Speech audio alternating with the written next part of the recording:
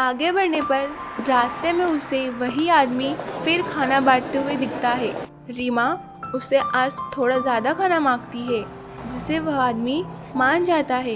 रीमा का उदास चेहरा देखकर वह आदमी कहता है, क्या हुआ बेटी, तुम इतनी दुखी क्यों हो?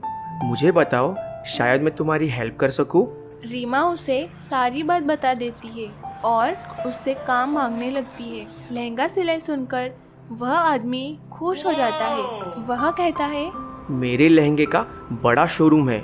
अगर तुम ईमानदारी से काम करोगी तो मैं तुम्हें परमानेंट रख लूँगा और सैलरी भी एडवांस दे दूँगा।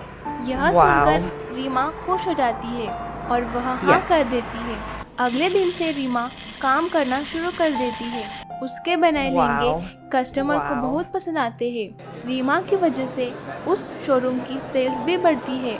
देखते ही देखते उसके बनाए लहंगे बहुत ही फेमस हो जाते हैं। रीमा भी बहुत खुश थी क्योंकि उस आदमी ने 3 महीने में ही उसकी सैलरी बढ़ा दी थी।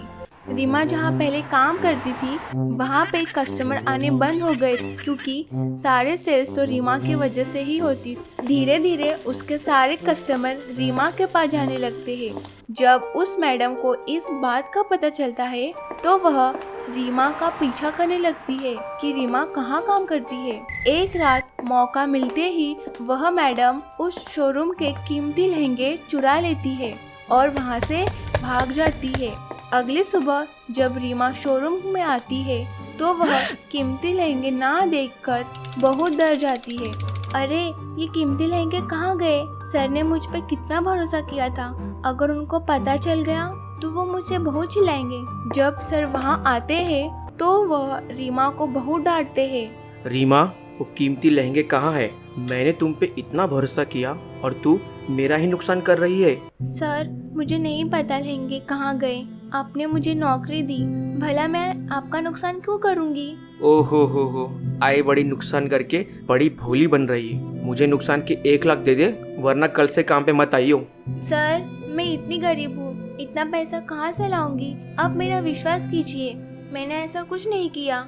अगर पैसे नहीं दे सकती तो अभी निकल जाए से। Get out, foot. रीमा रोते रोते वहाँ से चली जाती है। अचानक रास्ते में उसे परी मिलती है। वह उसे कहती है, रीमा क्या हुआ, तुम क्यों रो रही हो?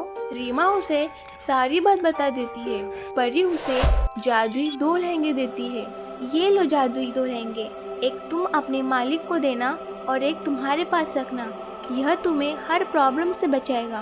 परी जी, मैं कैसे आपको थैंक यू कहूँ, समझ नहीं आता। तुम साफ दिल की हो, इसलिए मैंने तुम्हारी मदद की। हमेशा ऐसे ही रहना।